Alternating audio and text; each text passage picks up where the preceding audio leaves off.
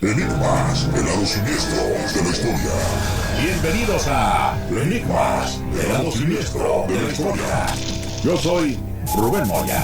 Martin tenía 12 años cuando una ligera gripa típica de su edad le produjo que la garganta se le cerrara y le comenzara a doler la cabeza. Su madre lo llevó al doctor y, como era de esperarse, este le recetó unas infusiones, unos jarabes y algo para controlarle la fiebre. Lo que Martin y su familia no se imaginaban es que en pocos días él desaparecería del mundo. Se transformaría en el chico fantasma, un ser humano al que se le borraría todo rastro de sus recuerdos de la memoria y regresaría a ser como un niño de 3 meses de edad. Pero, ¿qué fue lo que le pasó a Martin y cómo logró salir de esa pesadilla para contar ahora su historia? Vamos a descubrir la historia de Martin Pistorius, el chico fantasma, aquí en Enigmas. ¿Cuáles son las posibilidades de que algo que parecía una simple gripa, con los típicos síntomas de dolor de garganta, congestión nasal, una ligera fiebre y tos, se transforme en una pesadilla? Pues eso fue lo que le sucedió a Martin Pistorius, un niño que antes de ese día era alegre, ágil, muy vivaz e inteligente, tanto que tenía muy claro lo que iba a estudiar de grande. Nos dijo a los 3 años que iba a ser un electricista cuando creciera.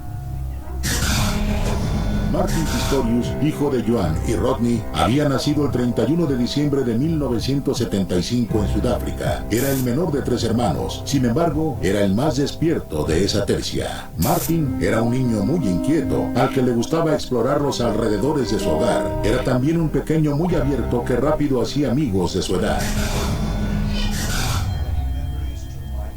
No tengo recuerdos de mi niñez, pero a través de fotos e historias he podido armar las piezas para darme una idea de cómo era de pequeño. Un día, al llegar de la escuela, Martin le comunicó a su madre que se sentía mal, lo cual de inmediato fue diagnosticado por su doctor como un resfriado. En realidad, el profesional de la salud estaba muy equivocado, ya que el cuerpo de Martin comenzó a sufrir un daño irreversible. Entonces vino conmigo y me dijo, no me siento bien. Y nunca jamás volvió a la escuela otra vez. ¿Acaso había sido un virus? ¿Un hongo? ¿Qué había sido exactamente lo que había atacado el cuerpo de Martin, provocando una debacle? Lo cierto es que en los próximos 18 meses, el cuerpo de Martin se fue apagando. Primero perdió la movilidad, después la memoria, muy pronto la inteligencia, hasta perder por completo el habla. Tras pasar por varios hospitales, Martin tuvo que ser ingresado en una clínica para pacientes con deficiencias mentales graves. Para sus padres, esto significaba levantarse diario a las 5 de la mañana, llevar a su hijo, acudir a su jornada laboral, pasar un tiempo en familia y después regresar por su retoño. Pasaron los años y Martin se convirtió en un joven, pero también en una carga para sus progenitores, sobre todo en la parte sentimental, pues el estrés que les provocaba su afección estuvo a punto de llevarlos al divorcio. Pero no solo eso, Joan, su madre, incluso intentó quitarse la vida, pues no lograba superar el viacrucis por el que estaba pasando su hijo. Intenté suicidarme porque no podía soportarlo más. Y el psiquiatra le dijo a Rod que yo pensaba que mi hijo había muerto, aunque no estuviera muerto. Lo que nadie sabía es que Martin inconscientemente luchaba con todos sus ímpetus para librarse de esa camisa de fuerza que lo tenía atrapado al interior de su cuerpo. Hasta que 4 años más tarde, el milagro sucedió. De la nada, recuperó la razón y la inteligencia. Era capaz de hacer asociaciones. Era como el despertar de un bebé para el que todo es nuevo, pero con la sapiencia de un adulto. Es como una especie de imagen que está completamente fuera de foco. De repente los colores comienzan a emerger y la imagen se hace más clara, hasta que es tan clara como el cristal y con un color vibrante. El cerebro de Martin se liberó con un potencial extraordinario. Después de que éste había estado 4 años en cautiverio, por fin podía oír y entender qué es lo que estaban diciendo, oler y distinguir los aromas, ver y apreciar los colores, pero más allá de eso, era capaz de estructurar pensamientos. Solo que había un enorme problema. Su cuerpo no era capaz de expresarlo, no podía mover una mano, ni siquiera un dedo para comunicarle al mundo que pese a lo que se veía por fuera, él estaba vivo. Era como un fantasma para todos. Me esforcé en comunicarme, pero cuando me di cuenta de que mis intentos por comunicarme no eran notados, eventualmente dejé de intentarlo. Por si fuera poco, los pleitos entre sus padres se hacían cada vez más constantes. Tal parece que la impotencia estaba alimentando la hoguera de sus desacuerdos. Y sin saber que su hijo la estaba escuchando, Juan llegó a expresarle a Martin cosas verdaderamente horribles. Un día después de un pleito, mi madre volteó hacia mí y me dijo que debía morir. Obviamente en ese momento fue una cosa particularmente difícil de oír viniendo de mi madre. Martin ya no estaba seguro de si lo mejor había sido recobrar la inteligencia o esa se había convertido en su penitencia. Al menos antes transitaba por ese estado de inconsciencia que era como una caparazón emocional. Ahora miles de pensamientos cruzaban por su mente. Uno de ellos era morir en soledad. Probablemente era morir solo, aislado en una casa de cuidado. Nunca me preocupó el que alguien se diera cuenta de que yo era una persona inteligente, solo no quería morir solo. Su padre, Rod, estaba convencido de que no dejaría a Martin abandonado en una institución de cuidados especiales para enfermos mentales, pero también tenía claro que su familia se estaba desmoronando, así que comenzó a internar a Martin en estos lugares por temporadas largas, sin imaginarse que lo estaba conduciendo a las puertas del infierno. Si a lo largo de los años fui física, emocional y sexualmente abusado en los centros de cuidado en los que estaba.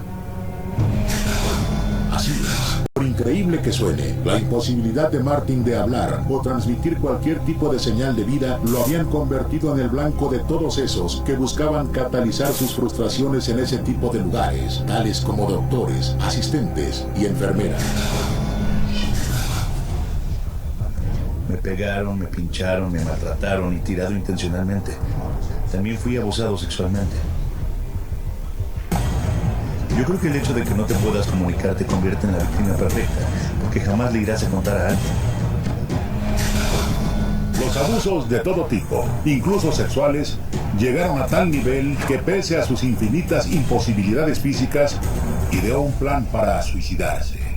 Después de todo, Martin era el chico fantasma. Seguramente nadie lo extrañaría y él, al menos, descansaría por fin. Odiaba absolutamente la idea de regresar a esos lugares. Era demasiado y entonces tuve una idea. La almohada en la que me recostaba contenía una funda de plástico. Así que pensé, si logro meter mi cabeza adentro, sería como una bolsa de plástico y podría matarme de esa forma. Martin ejecutó su plan tal y como lo había concebido en su cabeza. Sabía que sería una muerte lenta y probablemente angustiosa, pero nada comparado con lo que había tenido que soportar durante años. Logré meter mi cabeza en la funda y por un tiempo pensé que funcionaría, pero obviamente no fue así. Afortunadamente, pero en ese momento el hecho de que no funcionara solo hizo que la agonía se multiplicara 1.000.000 de veces. No había escape. No había nada que Martin deseara más que morirse. ¿Qué caso tenía ser inteligente, oler, ver, oír, sentir, si nadie era capaz de notarlo? Si su vida no tenía otro sentido que haberse convertido en el saco de boxeo en el que todos esos disque profesionales de la salud sacaban todas sus inseguridades. Hasta que un día llegó la que se convertiría en su ángel salvador. Una mujer que notó algo que ni siquiera los especialistas habían percibido y que le dio un giro de 180 grados a la vida de Martin. ¿Quién fue esta mujer? ¿Y cómo sacó a Martin de este infierno? Eso lo descubriremos al regresar del corte, aquí en Enigmas del lado siniestro de la historia. Enigmas.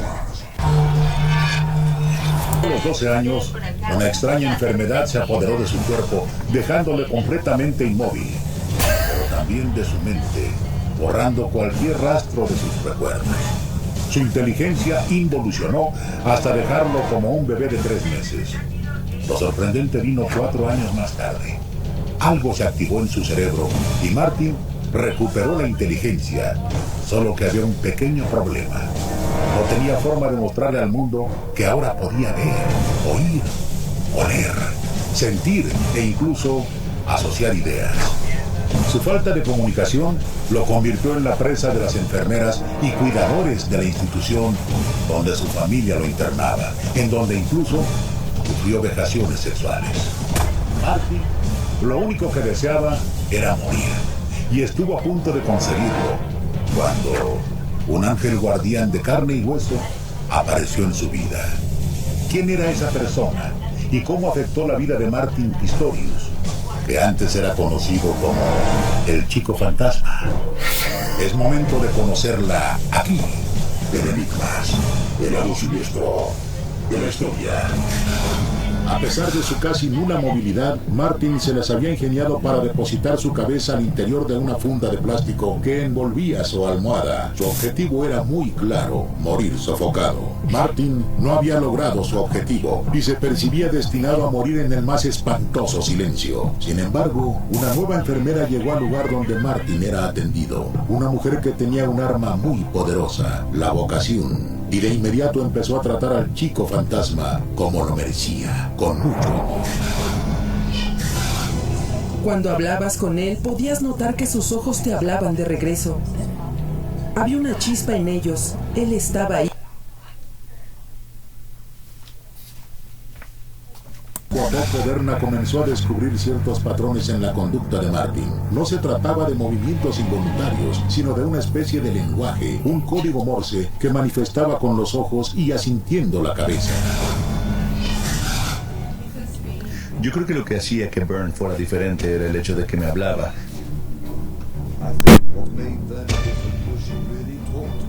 Y el hecho de que fuéramos de la misma edad también ayudó porque me hablaba. Podrías decir que como uno de sus galanes y como esperando una respuesta de regreso. Berna estaba convencida de que Martin era capaz de razonar, así que se lo comunicó a la familia, que estaba atónita ante las especulaciones de la enfermera. No tenían nada que perder, así que decidieron someterlo a varias pruebas. El resultado fue sorprendente. Martin reaccionó positivamente a todas las evaluaciones a las que fue sometido. Sus sentidos funcionaban a la perfección. Era capaz de comunicarse con los ojos y la cabeza. Su capacidad de asociación era sorprendente, y a lo largo de esos 9 años recordaba eventos mundiales a la perfección, es decir, contaba con una memoria privilegiada. Él no aprendió lentamente, él corrió. Simplemente tomó toda esa información y él aprendió en la mitad de tiempo.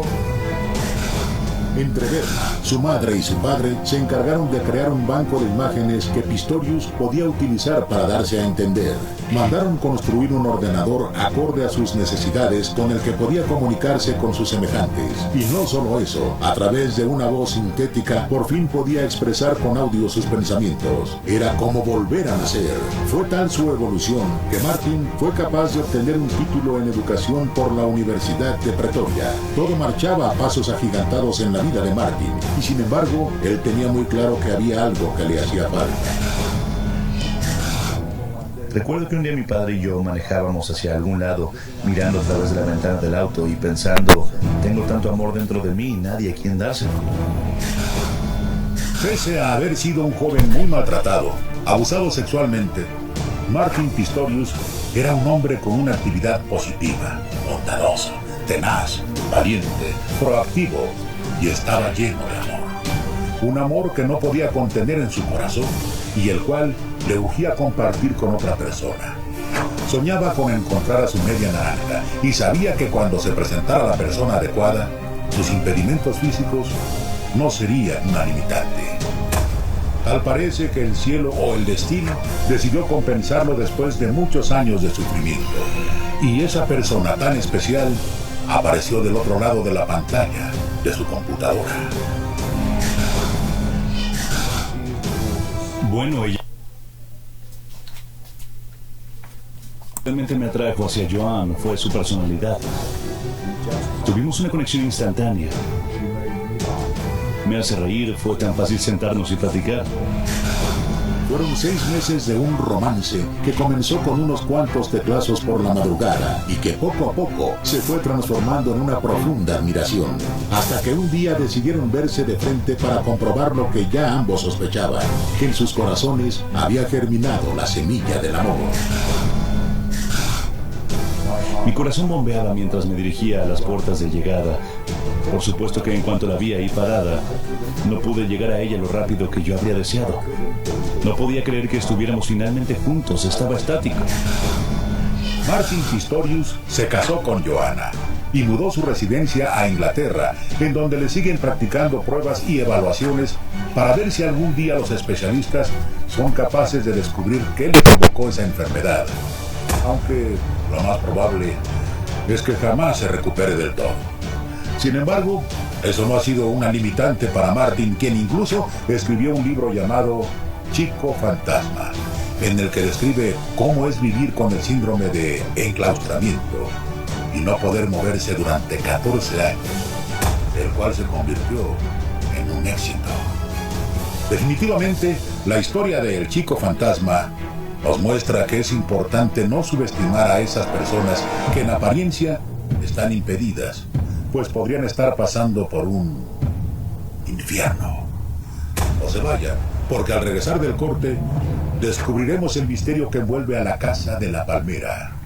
Esto es Enigmas, el lado siniestro de la historia. Enigmas.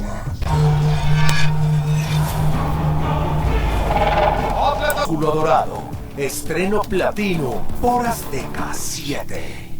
Queremos que ahora tus tardes las disfrutes mucho más, con historias donde se vive con pasión. Te juro que si te encuentro, me vas a pagar. Y esperanza. Por fin va a cambiar mi destino. Con programas que despierten tu buena vibra. Me encuentro aquí viendo artesanía, vean qué belleza. Y con los clásicos que te harán viajar en el tiempo. No se aburran, no se aburran. Lunes a viernes a partir de las 12 por A+. El programa con mayor impacto social en la televisión mexicana ahora en ADN 40. Jorge Garralda comanda un espacio dedicado a atender las denuncias de la sociedad mexicana, a quien corresponda. No sabe qué, no se deja. Lunes a viernes a las 14 horas. ADN 40.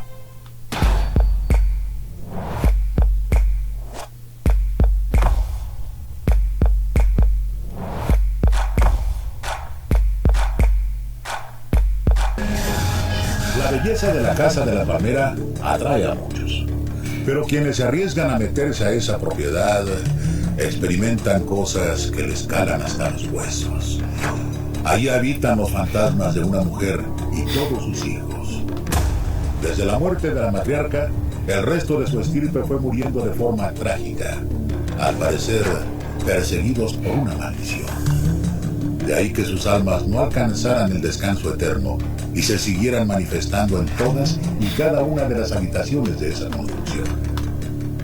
Es momento de conocer la espeluznante historia de la Casa de la Palmera. Tras enviudar en el año de 1871, doña Catalina Espinosa de Galcerán decidió comprar una hermosa casona de 9 habitaciones con una imponente palmera al frente. Era el lugar que ella había soñado para vivir cómodamente con sus 6 hijos, 5 varones y una mujer llamada Elisa. Doña Catalina gozaba de una buena posición económica y estaba claro que ni a ella o a sus hijos les faltaría nada. Habían heredado una enorme fortuna que pasaría a manos de sus retoños en cuanto ella pereciera. Un día la madre se descompone y fallece en la casa. Se hace el velatorio como se hacía antes, que se hacía en las mismas casas, en el cuarto de la madre. La llevan a enterrar al cementerio y cuando vuelven, Elisa reúne a todos sus hermanos en el comedor principal y les dice: he decidido entrar por última vez al cuarto de nuestra madre, acomodar todo, porque tal vez un día ella vuelva. A partir de ese momento, la tragedia vuelve a habitar la casa, porque uno de los hermanos se había comprado un auto 0 kilómetros y decide, para probarlo, agarrar la ruta. Y en eso se da, realmente tiene un accidente automovilístico y fallece. Todavía no alcanzaban a recuperarse de la muerte de su madre, cuando otro latigazo al alma les llegaba con la muerte de su hermano. Elisa decidió clausurar también la habitación de su hermano y continuar con su vida. No habían pasado 6 meses, cuando otro miembro de la familia moría de un infarto fulminante. ¿Qué habían hecho mal? ¿Por qué Dios se había ensañado con la familia? No había una explicación lógica para que 3 miembros de la familia murieran en un lapso tan corto. Sin embargo, no les quedaba otra que resignarse y terminar clausurando otra de las habitaciones. No pasó mucho tiempo cuando otro de los hermanos se cayó de un velero mientras estaba ebrio. ¿Cómo era eso posible? Si bien su hermano había llevado una vida mundana, no podía entender por qué la muerte lo había alcanzado con su guadaña. Nuevamente el ritual se hizo presente y terminaron clausurando su habitación. Al año siguiente, el destino volvió a jugarle mal a la familia. El cuarto hermano era alcanzado por la muerte en un accidente de tránsito. Si bien Elisa no estaba de acuerdo con los excesos de sus hermanos, quienes al parecer estaban empeñados en despilfarrar su herencia, también sentía que el diablo estaba detrás de todo esto. Elisa siempre fue muy devota, muy católica, y ella detestaba, repudiaba de hecho el comportamiento de los hermanos. De los 5 hermanos que Elisa tenía, solo le quedaba uno. Fue en una noche fría cuando Elisa se envolvió en una discusión con él por sus comportamientos indebidos al interior de la casa. Pero más allá de querer darle una lección sobre moral, presentía que algo malo estaba a punto de pasar y quería evitarlo. Ella había observado que él, de noche, bajaba las escaleras de la planta de arriba y se iba a tener relaciones con las domésticas. Y que eso estaba muy mal, que Dios lo iba a castigar por esto, que esa vida libertina tenía que acabar. Y el hermano le dijo que la verdad, que ella no podía entender nada de la vida, porque ella era una mujer fría, y que se iba a quedar sola siempre. A la mañana siguiente, Elisa fue a la comisaría del barrio, hizo la denuncia que a la mañana había encontrado a su hermano muerto, en la cama con la sirvienta desnudos. Y había un brasero en la habitación. Ella vino aquí, echó todo al personal, siguió sus días yendo. Sola, se quedó sola en la casa. Elisa se vistió de negro de ahí en adelante, y vaya que tenía motivos para hacerlo. El luto era una huella indeleble en su vida. Todos los días acudía a la iglesia, seguramente a pedir por la paz de sus deudos. Durante más de 40 años, ella tenía una rutina. Trabajaba, iba al Senado, después volvía a hacer las compras, estaba en la casa y se iba todos los días a la iglesia de Valvanera a rezar. Pero un día, Elisa dejó de acudir a la iglesia. De inmediato el padre y el monaguillo acudieron a la casa de la palmera y lo que encontraron fue terrorífico. La casa estaba envuelta en polvo, los muebles de Elisa estaban en el sótano y en su cuarto solo quedaba su cama. Postrada sobre ella estaba el cuerpo putrefacto de Elisa con un rosario en las manos. A partir de ese día comienza una leyenda. Dicen que el fantasma de Elisa, incluso de sus hermanos, habita la casa.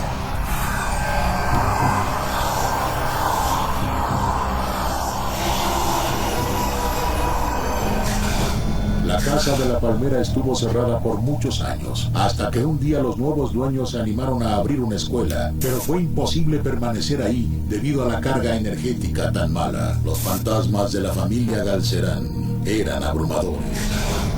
En el año 1997 fue reabierto para hacer una escuela. Una escuela se llama Puertas Abiertas. Uno se podría imaginar todos los rumores, los niños veían cosas extrañas, escuchaban cosas extrañas. Pero se lo tuvieron que tomar un poco más en serio cuando eran los profesores los que decían escuchar cosas extrañas o sentirse sumamente incomodados. Muchos creen que esos fantasmas jamás se hubieran manifestado si a alguien no se le hubiera ocurrido abrir las 7 habitaciones que había clausurado Elisa.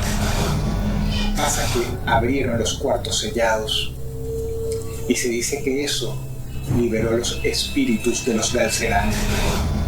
A la fecha existen muchas especulaciones sobre lo que le sucedió a la familia Galcerán. ¿Cómo es posible que 7 miembros de ese clan hayan muerto bajo esas condiciones? ¿Será que su destino estaba sellado por una maldición? ¿Por qué Elisa sellaba todas y cada una de las habitaciones? ¿Acaso ella sabía que sus espíritus seguirían rondando por toda la eternidad? Lo único que podemos recomendarles es que si viajan a Argentina y deciden visitar la Casa de la Palmera, lo hagan con mucho cuidado, ya que ahí las puertas se cierran de la nada y del otro lado les da la bienvenida un fantasma. Uno al que le encantaría sacarles por lo menos un grito de espanto. Hasta aquí llegamos con un capítulo más de Enigmas del lado siniestro de la historia. Yo soy Rubén Moya y los veo muy pronto. Enigmas del lado siniestro de la historia.